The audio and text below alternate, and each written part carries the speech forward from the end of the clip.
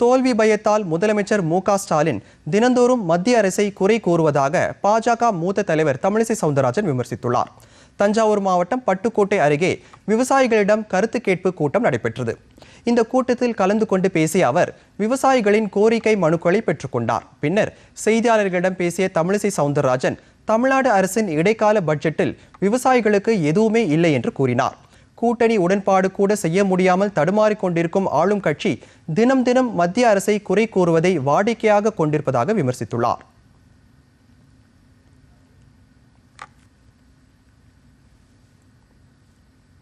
இடைக்கால பட்ஜெட்ல விவசாயிகளுக்காக எதுவுமே இல்லை. விவசாயிகள் எல்லாம் மிகுந்த ஏமாற்றத்தோடு இருக்கிறார்கள். நேற்று பச்சை துண்டை போட்டுட்டு பட்ஜெட் தாக்கல் செஞ்சாங்க. ஆனால் இந்த துண்டை போடுகின்ற விவசாயிகளுக்கு எதுவுமே இல்லை. துண்டு விழுகிற பட்ஜெட்டாக தான் இருந்தது. மரியாதைக்குரிய பாரத பிரதமர் இன்னைக்கு ஏஐ உலக நாடுகளிலேயே முதல் நாடாக போய்கொண்டிருக்கிறார். ஒப்பந்தம், ட்ரம்போட ஒப்பந்தம், யூரோப்போட ஒப்பந்தம். ஆனா இங்க ஒரு கூட்டணி கூட ஒப்பந்தம் செய்ய முடியாம தடுமாறி கொண்டிருக்கிறார்.